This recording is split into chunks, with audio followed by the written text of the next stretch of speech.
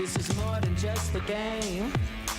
Breaking through the silence. It's time to stand up. It's up to the fear. It's time to rise up. Now is the moment.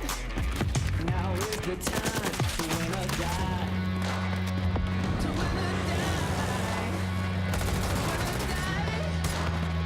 To win or die. The moment you want so bad. Stand united.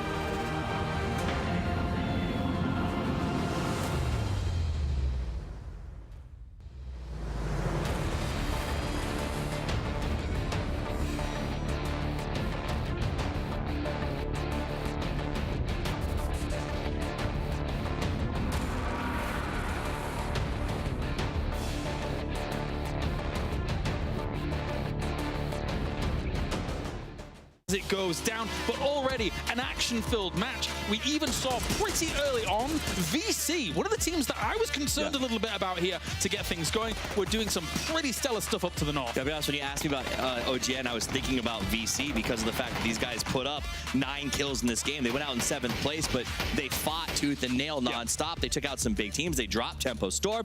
They set traps. They got Gex when they tried to rotate into them. It was a really well-executed game for a team that had a lot to prove, I think. What I really loved is they were able to gatekeep effectively with just 2 guys alive. They managed to get so many kills. They were playing like there were 4, but there were only 2 guys doing it. It was a beautiful play from them. Showing dominance, being just 2 guys, but still super aggressive. Making sure that, hey, if you run into us in the next game, we're still going to wipe you. Mixi, man. I know that Uba wins the fight in the end, but Mixi VC won it from the start. That 2-for-1 was the perfect exchange. Uba comes in and cleans up. You can call him the janitor if you want, because whenever he leaves a fight, it is sparkling. The 1-2 punch, though, cleaned up by a grenade towards the Vendetta as we have. Starting things off, Gen G and Infantry. This fight did not end for a while. It looked bad for Gen G, but it was all about timing, getting those 2 knocks on Infantry. That was the key of success, because with that, he could go for the rest on Esther. One of my fears with Gen G is Pio. He's taking on the great role at the team, but he's often overextended or out of position. In this fight, we saw Pio was pretty far away when this fight broke out and had to make his way all the way over. Ultimately, they win, but it cost them big time because of that, and I wonder if that'll carry on throughout the tournament. Another thing I loved here was the ace pull-up here. Managing to survive with 4 guys, taking out a lot of the T1 players and taking a lot of territory away here. So extremely well played for them. Managed to survive from time, got some kills. This is what they needed after a good first game. One thing's for sure, going into phase 3, a very difficult start for a lot of these teams because there was not that much playable area. And even then, a lot of that beach area toppage was hard to play anyway. I mean, it's almost impossible to play, but as Matt Cawthon would say, sometimes you got to roll the dice and take a risk. Na'Vi does that. They came in, they took fight after fight. They did survive longer than I expected them to, but not a great game for anybody who gets stuck on the beach, and it was just a disaster for anybody stuck outside of Sev. I mean, if it was anybody that took a little bit of a risk, it was G2 with a long rotation. Sure. They basically did the phase rotation. Let's take a look. Starting things off spicy. We got quite the circle once again, and already a few kills early on. Infantry set a trap and got him easily there. We see Moody try to take a man out of a car, but the rest of his team was nearby, and it just was not meant to be. It was a rough time. Temple Stone, though, actually showing up for once. They got themselves 8 kills, and we saw some of them popping off here. Yeah, I mean, you say for once, they had a rough start. They made up on this one. It wasn't a good circle for them, and they still managed to get themselves into this. They picked up 8 kills in that game and got 4th place, so they're back above the cut line, as you heard them talk about earlier. I want to say, though, Infantry and Na'Vi, these guys, we've had an eastern circle, we've had a northern circle, we've had a northeastern circle as well. It's all away from their home turf. They have long rotations. They're going to come effectively in the last time. They're going to come in second circle. They're going to be on the edge, so they're forced to play like this. Nice to see, though, from Tempo being able to come from the west again and come in here with some kills. 8 kills, I believe, in total. Managed to get some placement points as well. You are one of the best teams, so if you're playing here, you should be able to adapt to that. Even if you're not getting circles, you need to be able to prevail. Absolutely. Now, I want to give shout-outs. I think Ghost did very well. They came in second with that 7th place finish. Hey, you see right here, pinned behind the crate. There's not much you can do at this point. T1 did a good job of spreading out and just sort of locking them up. But there was no utility left for Ghost. We saw them spend a lot to make sure that Entis Ace wasn't able to push them, even to the point where McCoy was taking risks. They got that double knock on him. Of course, this tournament is in part brought to you by HyperX, one of our SSD providers, which is one of the correct sponsors for this tournament. But we get into things, and overall, very fast and furious to start off things. This is a moment where we see the biggest nope, I think, in PUBG history here. We get the burn down on the bike, and then the rest of the team just says, nope, not crossing that bridge. Well, that happens, and that's why we saw some of the teams actually avoiding the bridge. Ghost Gaming, for example, even though they were really late, they went on the south side, and they went south of the bridge instead. Pio with a nice burn down. We saw G2 in that chat. Chris did last late into the game, but G2 just seems to be off. And it seems like every rotation is just not Chris. They have one guy surviving, and Chris is good, but Chris is not going to win these games in a 1v4 scenario. I mean, to that point, though, they're going to be a little bit concerned about their road currently here at PGC, surely. They have 2 new guys on the roster. Those 2 new guys doesn't have as much experience, and that's hitting them right now. Sure, especially on the international stage, I suppose, when it comes to all of this. There was 5 teams left, and Fuzz still had no optics, by the way. Just to throw that out there. Yeah, he had no sides. It was Iron Sides M4, Spring Down, still killing a lot of people, but with this, with FaZe getting 3rd, looks like they're already... As a whole, very southern circle, which did limit some of the play area when it came to how much water was visible here, and already Infantry starting off early with some kills. Yeah, Paper called this a PKL circle, that's sort of dealing with the south rotations, and we talked about the hardest rotations on this map at the start are north to south, and everybody had to make that move. And some teams made it early. Envy had a good compound, but ultimately it did not work out for them because with so little space, with such easy pushes, it can cost you big time. Sure, Na'Vi might have won the game, but at the same time, I feel like this is not the Na'Vi we know. They're not explosive, they're not aggressive, they're not getting the kills. That's the Na'Vi we usually see in PL. One thing that I liked about Na'Vi, though, or felt like Na'Vi at least, was their kind of southern position to then push up towards the north. Overall, their positioning is actually really great, but they had 4 guys alive in kind of the center position, lost 2 players. I feel like they could have had a lot more kills. They could have maybe even won the game if they pushed back and made sure that Tempo Storm stayed outside and northern side. But here, Pokemon are making the right choice. He had to take him out, try to push in. They still get third with some kills. Yeah. So with a decent, like a top only 2 kills. Only 2. With a top 5 in the last game. The entire team. They can't deal with Loki, but they got Esther now down to 2. Nice shots on the table, and a nade to follow from Senya. The win to close off the first day of PGC. Loki needs to look back down towards the left, see if he sees anybody that's weakened. Gonna instead takes the shots back over, back down to a 2v1. It's back into a 1v1. Loki's looking around. It's a peak battle back and forth. Instead, gonna go out for the Molotovs. Gonna go a little bit far. He just wants to get the kills that he can get. Pokemolodoy, Loki playing around this hillside. The blue is coming in. We're in the last circle right now. Loki patiently waiting to see how's this peak gonna go through. This is so nerve-wracking for both players. Loki's wanting to play it aggressive, while Pokemolodoy is just trying to play off the smokes, kill the player, so that way he can't feed information based off of his positioning. So now the reposition does pay off.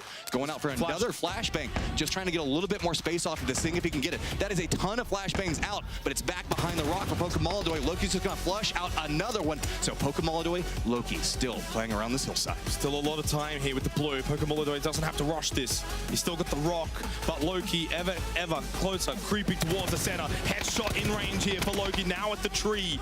Pokemolodoy and Loki both out of utility. They've used everything they've got here. Only the 2 times on the 4-16 for Loki. Lands the headshot. Does he have the heals though? Loki's pushing up. Loki picks up the headshot win. 3v1 in the end against RV. And what a way for Gen G to close out day number 1. 12 kill win into the top 8.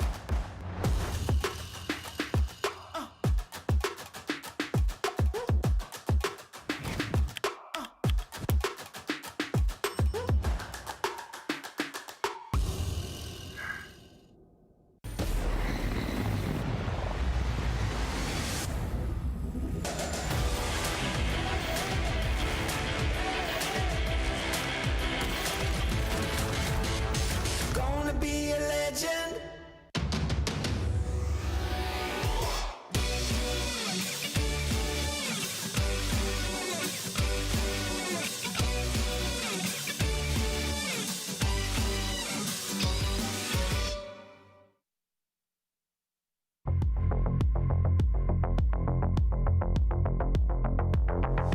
It's always great to see the eye tracking software giving us a bit of extra detail as to what's going on.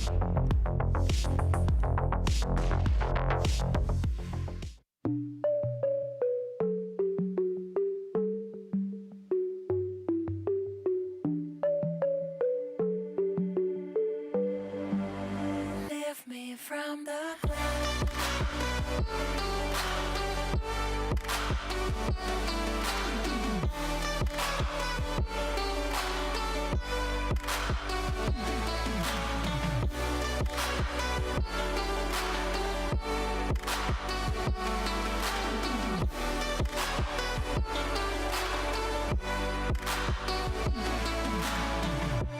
Talk to me, I love that sound.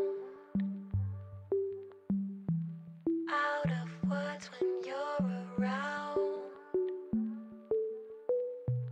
I've been trying to come down. On a high when you're around. Lift me from the ground. Talk to me, I love that sound. Out of words when you're around. Lift me from the ground. I've been trying to come down. On a high when you're around. Lift me from the ground.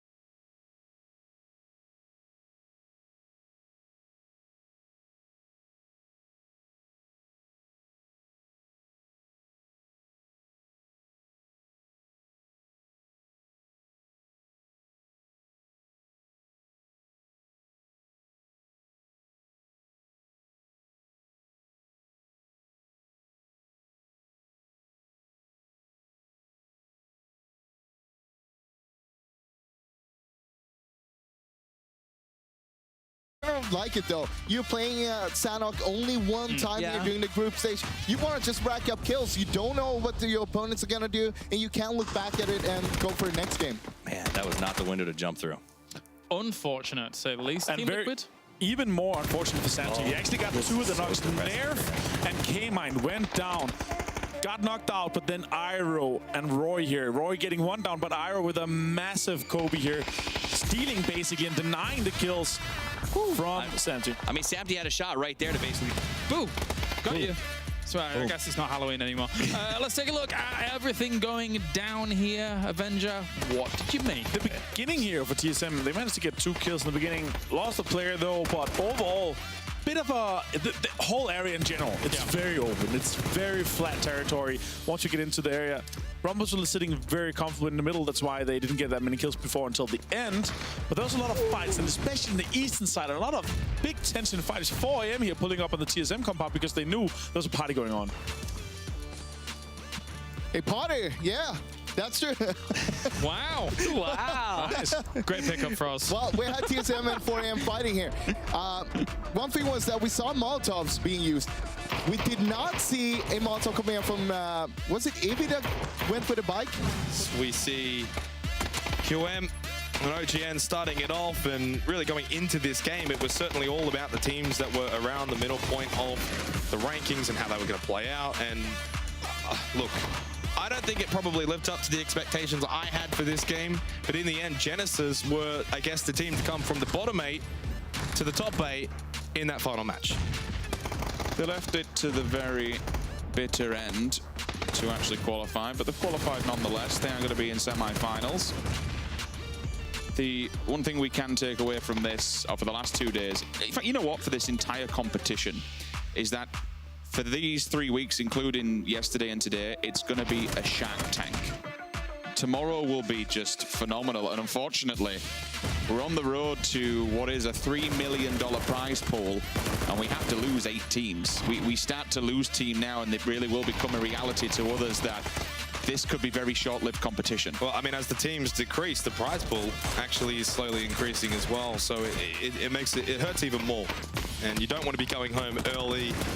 There's going to be, I think, quite a few players that will be sleepless tonight, going into tomorrow, nervous. They've got to now watch the pods. They've got to look at the... And not only that, but they've been scrimming against their respective groups all week. And now you've got 8 new teams.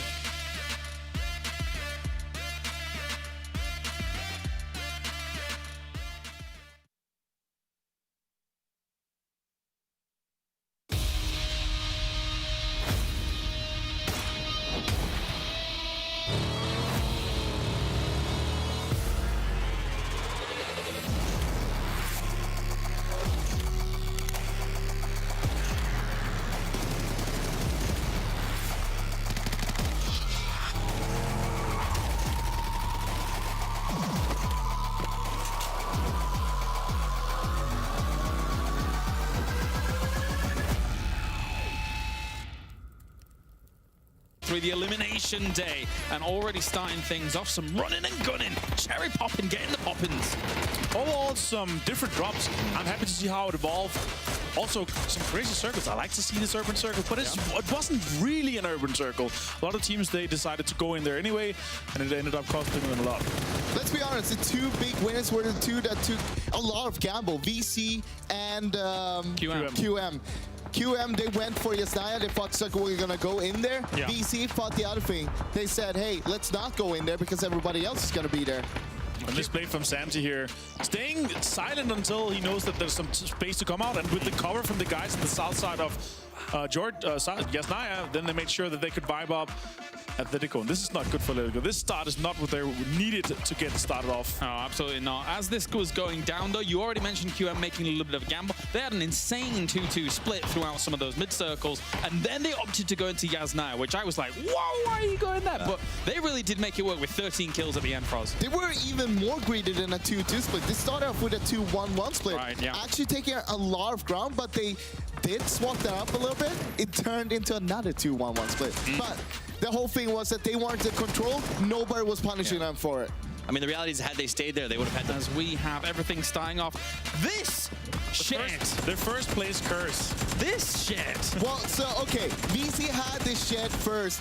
Then W-Click, they came in, they cleared it out, they took over it, but VC wanted revenge. It didn't work out, though. It looked like Christmas there when they finally cleaned them out. There were so many boxes of just gifts laying around. They were fully geared and got to come out from that point. Let's jump over to Team Liquid as they get into a fight and get another disappointing game for a team that we thought was in the top 3 to win this entire thing. I have no words for what Liquid is doing right now. It's not working out for them. Ooh. 3 kills first games, 3 kills this game as well. But overall, nice to see from Envy. They managed to play really well here. They could have won it all, but Dogman's just too strong. Armory creates a veritable red zone as Envy comes sliding into this spot. Caps has a good idea with the flash. Didn't get executed right, as you brought up earlier, Martin, and it just didn't work for him. Actually, before that, we saw Pat Caps actually throwing smokes towards the yellow house, trying to smoke away the vision from Armory Gaming so he could push up as well. That was really nicely done. But Skeet, he was on the rooftop, so it didn't really matter. Very much so. The final moments there as Armory Gaming finishes off for day number 3 of PGC. And we started things off with a Duckman's play, as always. Unfortunately for him, though, it didn't end great. It didn't end great, but one of the best highlights in this game probably is this one that is coming up after this, with Duckman actually just turns. This Look turn at here this. with 10 HP just turned. AK spray insane. of that distance. And the amount of respect that Sun Sister gave him on this like super long, like nobody peeked until both sides were covered.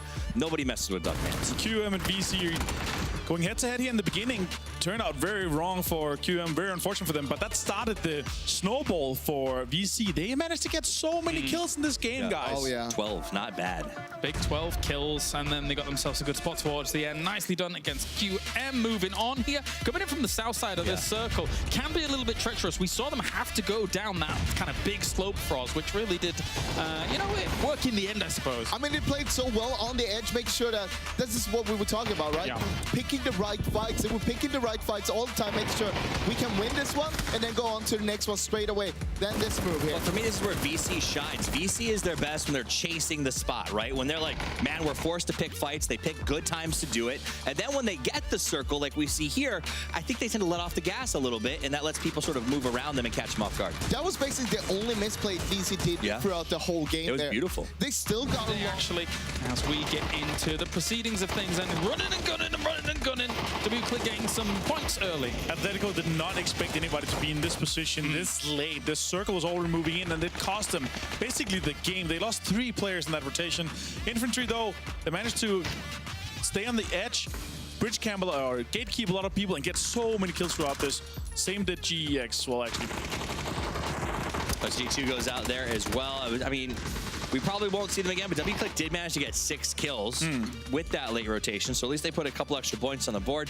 Infantry, you mentioned them, 11 kills, big game for them in this lobby, putting up some huge numbers as we watch them pushing out of the blue. They played right on the edge. That's what you have to do. If you don't get the circle, play on the edge and look for those kills, and Lin nailed that fight. Ultimately, definitely. Them getting that many kills here, Froz, and the position of the 5th place, that means huge moves for them potentially here in this lobby. Yeah, coming into this game, I mean, Infantry, they were on 12th place. So they were still behind there, but after this one, I'm pretty sure we're going to see them towards the top now. Also, Red Canids managed to get some kills and a good placement.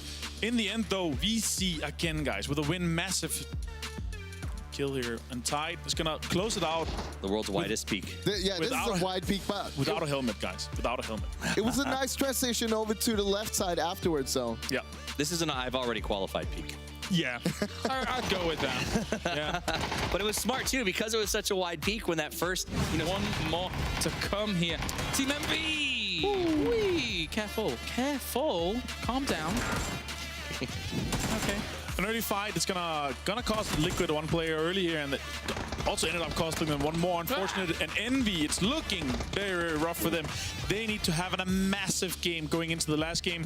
It was some early rotations for them, but yeah, Infantry Clan is just too strong in this position here. At the same time, you gotta respect what they did. They tried to go for the points early on because they know that they need it. And it was a chance, but it didn't work out this time. 1 more game, 1 more chance for them. I mean, it's one of those things where they've been playing not for the early points for so long in this tournament so far that I think it might be too little too late. And obviously that crash didn't go well with 2 knocks before they even left their cars, puts in a really tough situation. An unfortunate position for Crow Crowd, having to traverse this area, it feels like, for us.